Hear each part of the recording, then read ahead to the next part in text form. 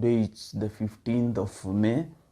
It's the International Family Day, and it's a great coincidence that the topic that I had planned was actually about family. So I saw it very right to do it this day as we commemorate or as we celebrate the International Family Day. And my topic for today is the growing disregard of the family structure. The family is actually the smallest unit of the society. And as the smallest unit of the society, the family is an important element. One of the major importance of the family is the holistic growth of children. The other one is that a family provides social, psychological, and emotional support for adults. And it's quite disappointing to see that many people no longer see the sense of a family, and there are some slogans or concepts that have come up that are anti-family, anti-children, anti-marriage. And what do I mean by this? There are people who are advocating against the family, the welfare of the family. There are people who are advocating against getting children. Children are part of a family. A family is also created by children. There are also others who are advocating against marriage, which is usually, I think, the main element of formation of the family. And I would say this from my perspective or perception. I would say that by disregarding the family, actually by destroying the family, we are actually destroying the society, because the family is the foundation of the society. Issues that occur in the families are usually magnified into the society. And there is the anti-children, the concept or the advocacy for not getting children. I was actually thinking, the people pushing for it, you are actually given an opportunity to come into this world as a child. Ulikuja kama mtoto, you came in as a child to this, you are given that opportunity. Then from just, I think, pressure influences, now you decide that you won't get children. I know it's a personal choice. Najua sio mimi ama mtu mwingine kukuambia utapata watoto ama utapata. I'm just speaking my perspective. Wewe ulipewa the opportunity ya come into this world as a child.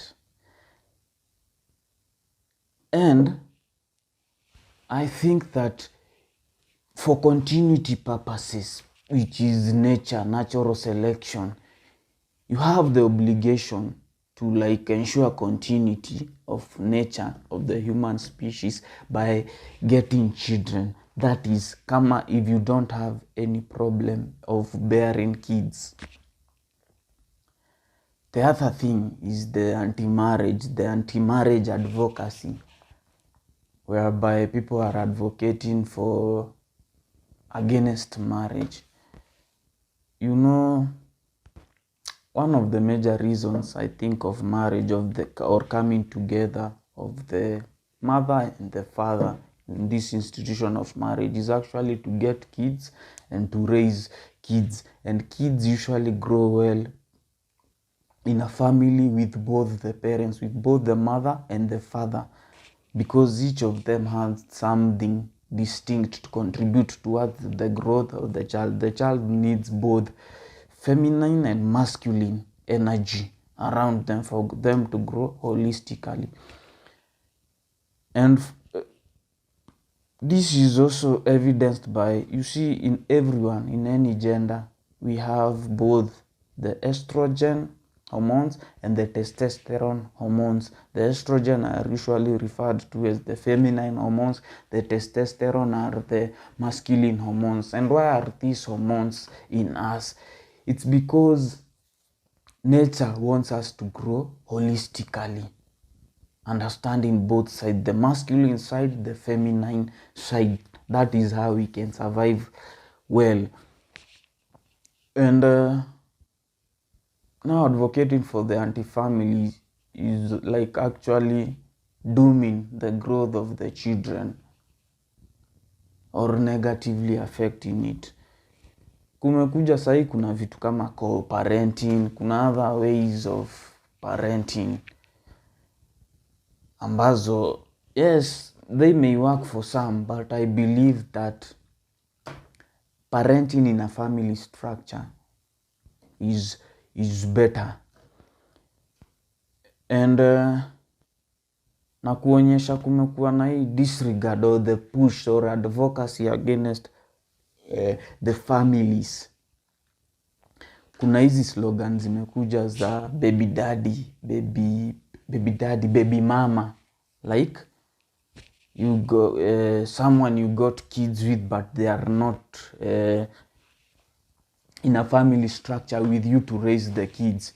Na hata saa hizo slogan kama baby mama, unasikia mtu kusema niko na baby mama, niko na baby daddy. It's like something cool, something that is being pushed to look as something cool, which is really not, because hata you'll struggle raising huyo mtoto peke yako as that father, as that mother, because the same way ulipata huyo mtoto, two of you, the woman and the man, is the same way that kid should be raised by both of you. You didn't get that kid peke yako, ulimpata mkiwa wawili. So huyo mtoto anafaa kuraiziwa the same way.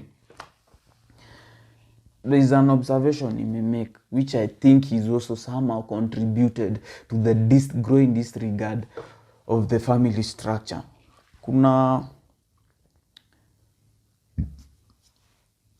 Currently, kuna many young girls and many young boys getting kids outside the family structure, outside the wedlock.